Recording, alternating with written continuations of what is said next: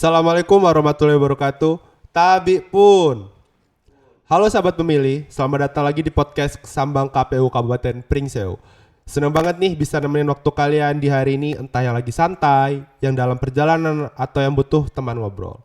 Di sini kita bakal bahas berbagai hal menarik, tepat kita berbagi informasi, pengetahuan, dan seputar cerita tentang kepemiluan hingga topik-topik yang hangat dibicarakan. Di episode kali ini kita bakal bahas topik yang penting banget khususnya buat kita sebagai generasi muda, yaitu peran pemuda dalam berdemokrasi dan bagaimana sih sebenarnya pandangan anak muda terhadap demokrasi di Indonesia saat ini. Apakah suara kita benar-benar didengar atau justru kita masih menjadi penonton proses demokrasi? Nah, untuk membahas hal ini kita sudah bersama narasumber yang keren banget. Beliau biasa dipanggil Bang Jamal. Bang, izin Bang boleh memperkenalkan diri Bang? Assalamualaikum warahmatullahi wabarakatuh. Pak. Nama saya Ahmad Jamaluddin. Saya dari Ketua Umum HMI Cabang Pringsewu. Periode tahun berapa nih Bang? Kalau untuk periodenya 2025-2026. Oke, harusnya sebagai sosok ketua dan banyak pasti anggotanya generasi-generasi muda semua Bang ya? Untuk saat ini rata-rata Gen Z lah. Ya oke, jadi harusnya sangat relevan banget dengan materi kita saat ini Bang ya? Iya. Oke, gimana keadaannya Bang? Sehat Bang? Alhamdulillah. Alhamdulillah. Boleh kita lanjut berbicara sembari santai, boleh kita langsung ke topiknya berarti Bang ya? Boleh. Oke Bang. Kita mungkin ngobrol santai dulu sih Bang. Menurut Abang, apa sih itu arti demokrasi dalam kehidupan sehari-hari, khususnya buat anak muda itu sendiri Bang? Kalau demokrasi dalam kehidupan sehari-hari khususnya untuk anak muda itu sekarang bagaimana anak muda itu mempunyai kebebasan berpendapat. Ya situ. Terus informasi publik dan keterlibatan anak muda dalam menentukan arah kebijakan, mengawal kebijakan kalau dalam kehidupan sehari-hari ataupun bisa dalam di organisasi pun bisa ikut dalam hal berdemokrasi. Itu sih. Oke sih Bang. Berhubungan dengan kebebasan berpendapat Bang, apakah saat ini untuk kawan-kawan khususnya di organisasi kita sendiri ataupun HMI itu sendiri, apakah mereka sudah cukup aktif Bang untuk seperti dia memberikan kebebasan pendapatnya atau mengkritik hal-halnya, atau bahkan mereka itu enggan Bang ya, ataupun mereka takut untuk mengutarakan pendapat mereka itu Bang? Kalau generasi muda saat ini ya, kalau dibilang aktif lumayan cukup aktif, tapi belum merata sepenuhnya karena hari ini kan melihat banyaknya pemuda dan demokrasi kita kan pada tahun kalau pemilu 2024 kan pemilih pemuda udah mulai, apalagi nanti analisis di 2029 kan. Kalau generasi muda cukup aktif itu aktif tapi belum merata. Mereka mainnya hari ini di ranah seperti media sosial karena mereka mendapatkan informasi politik itu dari sana. Dan kadang karena kurang literasi politik jadi mereka cenderung apatis, mungkin itu. Kalau aktifnya tetap masih aktif seperti membuat, kalau demokrasi yang kita lihat bagaimana pemuda itu menyampaikan aspirasi, kita lihat di yang aksi Agustus kemarin kan lumayan juga generasi muda itu. Iya betul tuh Bang, Agustus itu. Mengawal tuntutan terus menyampaikan aspirasinya untuk menentukan bangsa ke depan seperti apa, evaluasi pemerintah. Berarti secara nggak langsung mereka itu aktif Bang ya. Iya. Cuman mungkin aktifnya mereka itu belum menyeluruh ke kawan-kawan yang segerombol dengan bukan segerombol banget, satu frekuensi mereka tuh masih kurang banyak mungkin Bang ya. Sudah ada mungkin tapi masih ada hal-hal yang perlu diperbaiki untuk kedepannya agar mereka juga bisa mau berkontribusi lebih aktif Bang ya, lebih tepatnya Bang ya. Oke, menarik banget sih Bang. Tapi menurut Abang sih, kenapa sih Bang anak muda itu akhir-akhir ini kan seperti Abang bilang tadi, dia ada yang sudah aktif, ada juga yang belum aktif. Berarti kan yang tidak aktif itu bisa dikatakan kurang peduli atau kurang aware terhadap isu demokrasi itu sendiri Bang ya. Menurut Abang itu kenapa Bang kira-kira Bang? Satu, yang jelas kurangnya literasi politik. Pendidikan politik untuk generasi muda itu harus lebih inisiatif lagi. intensif ya. Yang jelas kalau mereka literasi politiknya cukup, ya ke depan pasti nggak akan apatis. Terus bagaimana kita mengajarkan untuk mereka tetap berpikir kritis, rasional, bisa melihat mana yang benar, mana yang salah, dan mereka berani menyampaikan pendapat di muka umum. Terutama hari ini kalau lewat media sosial ya di media sosial, tapi dengan opini-opini yang baik. Menurut abang, kita kan berarti anak muda ini kebanyakan bang ya. Sejauh ini kan kita selalu bermain di media sosial bang. Apakah menurut abang untuk demokrasi di media sosial itu cukup efektif atau justru emang itu bahkan menjadi bumerang karena kan kita tahu media sosial itu sarangnya banyaknya isu-isu yang digoreng bang. Jadi menurut abang apakah media sosial itu cukup menarik atau emang prospek yang menarik tapi harus ada kebijakan tertentu atau bagaimana bang? Kalau untuk saat ini seharusnya maksimal memang di media sosial, karena anak-anak muda hari ini kan mereka banyak bermain di platform-platform digital seperti media sosial. Mereka belajar nyari informasi politik itu dari situ. Tetapi itu tadi harus dibarengi dengan literasi digital yang cukup, karena bisa membedakan mana berita yang benar, mana yang bohong. Kadang mereka punya semangat kritis, tetapi ada juga yang bisa kegiring opini-opini yang memang itu mengakibatkan nanti terjadinya perpecahan kayak isu sara itu. Nah bang, ya sih, kan akhir-akhir ini juga banyak media-media yang itu mungkin clipper bang yang lebih kita kenal sekarang bang ya, yang itu ada video panjang tapi mereka mengambil hanya potongan-potongan yang untuk menggiring bahwa opini-opini itu, oh ini hanya mendukung kubu ini gitu. Berarti itu sebenarnya bisa tapi juga harus diluruskan ataupun diselaraskan dengan literasi politik yang tersedia di media sosial bang ya, karena kan sejauh ini mungkin sepengetahuan saya juga sih bang, banyak juga media-media itu mereka kitanya bang ya, kita mungkin tidak sulit untuk mengakses, tapi kan kadang-kadang banyak kawan-kawan ini bingung untuk mengaksesnya itu seperti apa dan bagaimana gitu bang. Nah mungkin menurut abang gimana sih bang caranya kita itu membedakan yang itu media itu yang bukan media bang, lebih tepatnya ke berita bang ya, ke berita itu yang dia apakah itu menggiring kita untuk opini jelek ataupun oh ini berita benar yang harus kita up nih gitu bang. Kita harus banyak-banyak satu referensi, terus cari fakta dan sumber berita itu dari mana. Jangan cuma baca satu terus kita terpancing, tapi harus banyak sumber-sumber yang harus kita cari tahu agar kita bisa menentukan tuh ini berita benar atau salah. Kan gitu. Kalau sampai salah kita ikut-ikutan aja, begitu ngeliat berita viral ikut. Iya betul. Nah itu nanti jadinya jadi kita ikut yang salah. Jangan sampai itu terjadi. Makanya literasi digital itu harus lebih dikuatkan lagi. Bisa seperti isu-isu hoax itu bisa tersaring. Cari fakta kebenaran, sumbernya dari mana, yang jelas itu. Oke, betul banget sih bang. Itu kan menjadi salah satu step awal bang yang mencari isu benar dan mungkin kita harus lebih rajin lagi untuk membaca sih bang ya. Ya, Karena kan banyak sekali isu-isu yang mungkin dia hanya sekelibat atau clipper yang seperti kita bahas di awal tadi. Mereka hanya oh ini yang benar, oh ini yang buruk, ternyata ada panjangannya lagi. Nah,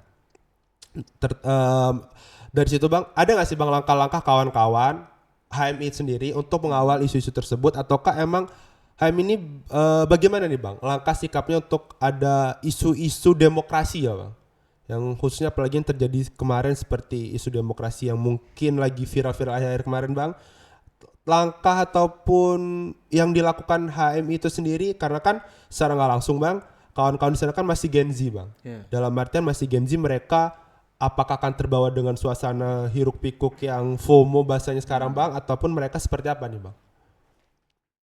kalau di HMI sendiri pasti kita melakukan diskusi biasanya.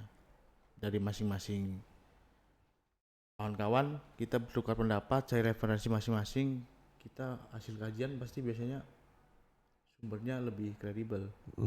Mana bisa membedakan itu mana yang salah mana yang benar, karena kami diajarkan untuk bagaimana cara berpikir kritis di situ. Itu di AMI sendiri. Pastinya nggak bisa menelan mentah-mentah isu yang hadir di lapangan kan. Iya, betul. Viral aja kadang video hanya dipotong. Betul. Itu jadi untuk giring opini kami kan, untuk ya tapi nggak bisa ikut terlibat ke situ, pasti melakukan kajian-kajian di cabang misalnya. Oke, di sekretariatnya Bang. Sekretariat. Ya, betul. Oke sih Bang. Jadi menurut Abang sendiri sebenarnya kawan-kawan juga melakukan langkah yang mencontohkan untuk berpikir secara kritis Bang ya. Jadi semoga itu nanti bisa diterapkan oleh halayak umum yang khususnya kan Gen Z sekarang Bang, karena kan mereka tuh juga butuh kadang-kadang pedoman sih Bang. Lebih tepatnya saya ini ikuti siapa ya? Main karakternya ini siapa itu kan Bang. Kadang-kadang masih seperti itu. Nah Bang, sebenarnya sih Bang, kalau kita membahas demokrasi itu sendiri Bang, kan demokrasi itu kebanyakan masih berhubungan dengan pemilu Bang, secara tidak langsung Bang ya. Secara umumnya, tapi kan demokrasi tidak hanya itu Bang. Seperti yang Abang bahas di awal tadi, demokrasi tidak hanya dia pemilu, dia diberikan kebebasan pendapat dan lain sebagainya. Sebenarnya bentuk partisipasi apa saja sih Bang yang bisa dilakukan oleh kawan-kawan itu dalam proses mungkin mengawalnya kegiatan pemilu itu sendiri sih Bang? Dalam pemilu? Iya, dalam konteks demokrasi untuk pemilunya gitu Bang. Selain pemilu? Yang jelas kalau selain pemilu tetap mereka berani nyampein aspirasi. Pertama itu. Yang kedua, mereka bisa ikut dalam diskusi publik, ikut dalam forum-forum diskusi yang jelas. Kalau di dalam selain pemilu ya, kalau di dalam kepemiluan tetap dengan melakukan berbagai edukasi di masyarakat terutama untuk pemilu ini lebih baik lagi ke depan. Oh berarti secara nggak langsung kawan-kawan pemuda ini dilibatkan untuk kegiatan forum group discussion yang diadakan Bang ya. Jadi mereka juga tahu mana yang harus mereka kawal dan mereka tahu juga proses dari awal sampai akhirnya gitu mungkin Bang yang ini Bang. Oke Bang, menurut Abang juga apakah suara pemuda di Indonesia ini benar-benar didengar Bang? Karena kan seperti yang kita tahu mungkin akhir-akhir kemarin tuh banyak sekali demonstran terjadi Bang ya. Mereka selalu pasti menyampaikan aspirasi Bang di demo tersebut. Nah menurut Abang apakah sudah didengar belum sih Bang aspirasi mereka ini oleh halayak ataupun oleh petinggi pejabat daerah Bang? Kalau untuk saat ini memang suara dari generasi muda itu punya pengaruh ya, tapi hanya sebagian yang didengar karena kan elit-elit politik juga pasti punya kepentingan. Itu nggak semua suara generasi muda hari ini didengar. Mungkin dari kemarin ada beberapa tuntutan, itu hanya beberapa tuntutan aja yang diakomodir kan sama pemerintah. Biasanya begitu ya, hanya sekedar bersuara tapi kadang nggak diakomodir. Itu yang menyebabkan generasi muda hari ini kecewa dengan mungkin banyak kecewaan pemerintah, akhirnya cenderung apatis. Betul sih Bang. Nah berbicara itu Bang, jadi menurut Abang tantangan terbesar yang dihadapi oleh pemuda ini Bang untuk berdemokrasi itu apa sih Bang? Tantangan terbesarnya gitu Bang. Tantangan pemuda iya saat ini untuk berdemokrasi ya, untuk dia berjalan demokrasinya itu sesuai dengan apa yang arti demokrasi itu sesungguhnya gitu. Yang jelas tantangan hari ini karena mungkin ke depan pemilih pemuda itu lebih banyak ya. Pemuda hari ini harus benar-benar pendidikan politik itu sekarang harus menyasar ke generasi muda, dan tantangan ke depan di pemuda harus bisa mengambil peran untuk perubahan bangsa ke depan yang lebih maju. Karena kalau Indonesia udah memasuki bonus demografi, angka produktif lebih banyak. Nah itu kan ini isu-isu persaingan dunia kerja juga sudah mulai. Nah kita sama-sama mengawal itu ke depan. Bang, kita sedikit berandai-andai ini bang. Jika abang diberikan kesempatan, hal apa yang bisa abang ubah untuk demokrasi bang? Yang mungkin 1 atau 2 langkah yang itu bisa meluruskan ini loh, mencontohkan bang. Mencontohkan inilah bentuk demokrasi yang sesungguhnya gitu. Yang jelas membuka luas-luasnya ruang partisipasi publik itu. Dan kalau di pemerintahan ya harus transparansi sistem pemerintah. Karena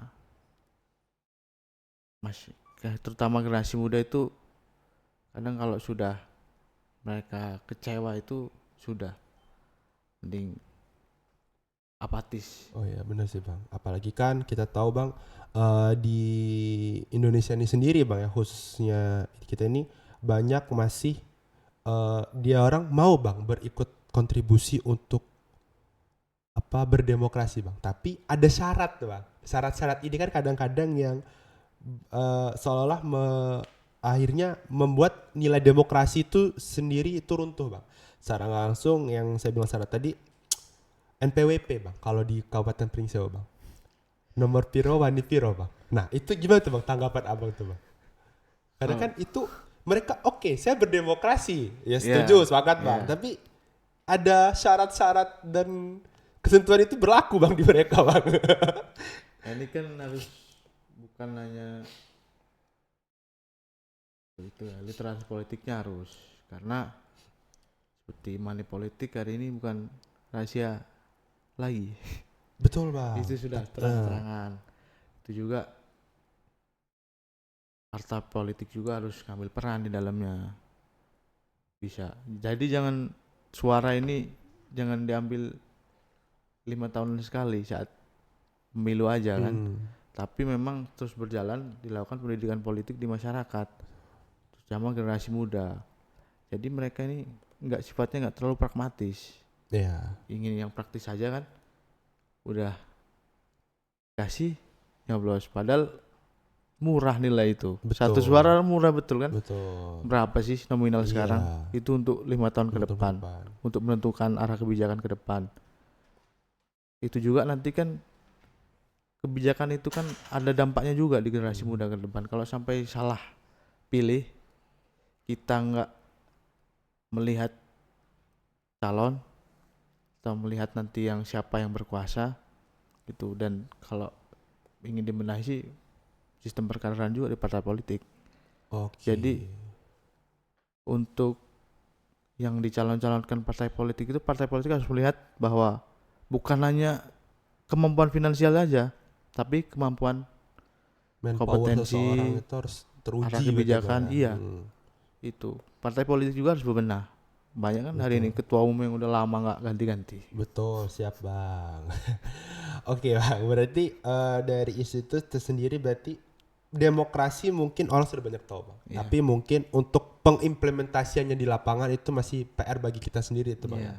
Nah bang, cara untuk meningkatkan lah bang dari abang sendiri ataupun yang, karena kan secara nggak langsung bang, demokrasi itu tidak hanya terjadi saat pemilu bang. Bisa dari kalangan pemilu dalam artian konteksnya pemilihan legislatif ataupun ini bang ya. Kadang-kadang juga kan demokrasi itu sudah dilakukan dari paling kecil, seperti dari sekolah, bahkan dari kuliah, bahkan itu di organisasi sendiri bang. Untuk meningkatkan kesadaran mereka untuk berdemokrasi dari hal yang paling kecil di lapangan itu seperti apa bang? Meningkatkannya bang. Untuk meningkatkan mereka kesadaran berdemokrasi mereka bang.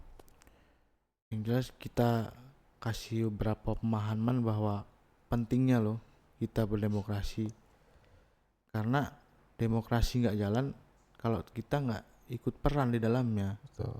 Jangan sampai seperti kalau menentukan arah kebijakannya salah kita diam aja kan. Itu kan nggak bisa. Kita sama-sama ikut, yang jelas edukasi untuk peran aktif di dalam demokrasi itu, terutama itu. Oke sih bang. Dan juga kan sedikit informasi sih bang, karena kan kalau di KPU juga bang, karena pada saat ini kan kami non tahapan nih bang. Kami juga melakukan edukasi seperti ke sekolah-sekolah yang bakal nanti menjadi pemilih pemula bang, pada seperti SMA kelas 1, kelas 2 yang mungkin 3 atau 4 tahun lagi mereka sudah cukup usia nih bang. Iya. Tapi kan mereka kan kami mungkin bisa mensosialisasikannya pada saat di hari itu bang. Nah, ada nggak sih bang cara-cara ataupun tips and triknya untuk agar mereka tuh selalu ter-aware ataupun teringat bang ya, bahwasanya oh politik ini harus seperti ini loh yang benar-benar bukan politik ya, berdemokrasi sesungguhnya gitu bang. Hari ini kan eranya digital Betul. dan nggak mungkin semua nggak punya media Media sosial. sosial. Mungkin lebih tepatnya kita memang harus menggunakan media-media tersebut untuk Hmm. memberikan pendidikan-pendidikan politik, tapi dengan hal-hal visual yang lebih menarik. Mereka itu lebih suka lihat visual yang lebih menarik. Betul. Nah itu karena yang mereka lihat kadang potongan-potongan video pendek segala macam, terutama di Instagram, TikTok. Itu kan siapa sih hari ini yang generasi muda yang nggak punya itu? Iya betul. Tapi lagi-lagi hari ini algoritma yang bermain. Sepakat bang. Nah, kadang yang muncul terlalu banyak lihat konten-konten yang lain, konten-konten politik itu tertutup juga. Hmm. Nah itu sih. Nah, menurut abang, apakah di Indonesia khususnya Pak ya, di Indonesia ini berdemokrasinya itu sudah berjalan dengan baik atau bagaimana, dan kira-kira minusnya itu di mana Bang? Jadi kan bisa tahu nih, oh minusnya di sini. Berarti kan nanti ada perbaikan-perbaikan yang bisa dilakukan untuk kedepannya Bang. Apalagi kan kita ini udah 2026, secara nggak langsung mungkin 2 atau 3 tahun lagi itu sudah masuk lagi ke tahapan yang cukup panas mungkin Bang ya. Nah, jelas kalau untuk demokrasi di Indonesia ya, saat ini di beberapa waktu sudah lumayan membaik lah, karena ini partisipasi publik juga udah lumayan aktif di dalamnya kan. Dan juga ya pemerintah ketika dikritik ya ikut turun, ikut mengakomodir kritikan itu, ya sudah berjalan cukup sih. Nah Bang, kadang-kadang juga ada itu demokrasi itu dia secara nggak langsung itu, kalau yang biasa halayak tahu Bang, biasanya demokrasi itu kan kembali lagi berdemokrasi itu yaitu berkepemiluan. Apakah indeks pemilu yang bisa saya maksud seperti quick count itu ataupun seperti partisipasi masyarakat yang berdasarkan persentase Bang, itu menurut Abang kira-kira apa bener nggak sih Bang kayak gitu? Maksudnya seperti kayak misal indeks indeks masyarakat kepercayaan, indeks seperti masyarakat itu sekian persen gitu. Itu gimana menurut pendapat Abang? Untuk Apakah itu sesuai dengan nilai-nilai berdemokrasi ataupun hanya sebagai formalitas angka Bang? kalau untuk indeks itu kan biasanya hasil dari survei kan. Iya betul. Nah, kalau dari survei itu pasti ada metode untuk menentukan seberapa percaya masyarakat. Itu ya kalau itu metodenya benar dan memang hasil survei lapangan ya kami percaya itu. Oke, keren sih Bang. Dan juga banyak juga insight-insight yang bisa kita ambil sih Bang akhir-akhir ini Bang.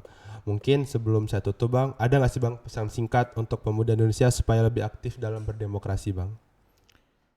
Untuk generasi muda yang jelas kita harus melek politik, banyak-banyak cari referensi tentang politik, jangan sampai kita apatis karena arah bangsa ke depan itu bakal generasi muda yang menentukan. Karena kalau kita ngelihat data dari beberapa sumber ya, 2029 itu sekitar 60-70% itu pemilih muda rata-rata.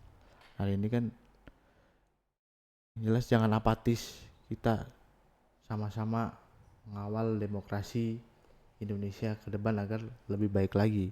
Sekarang demokrasi salah satunya ada di tangan pemuda. Terima kasih banyak sih Bang sudah berbagi perspektifnya hari ini. Dan buat kalian yang lagi dengerin, jangan lupa suara kita sebagai pemuda itu penting. Jadi mulai dari hal kecil, yuk kita bisa peduli dan aware untuk berkontribusi dalam berdemokrasi. Terima kasih Bang Jamal. Sama. Semoga kita bisa lanjut untuk di next episode berikutnya dan bisa membahas hal-hal yang bertentang kepemiluan. Oke. Dan jangan lupa untuk kawan-kawan ataupun untuk kawan-kawan untuk follow media sosial KPU Kabupaten Pringseau, baik itu Instagram, Facebook, IG dan TikTok. Dan untuk mengetahui kegiatan apa saja yang dilakukan KPU Kabupaten Pringseau dalam tahapan dan non tahapan. Saya Rivaldi Wahid, pamit undur diri, sampai jumpa di episode berikutnya.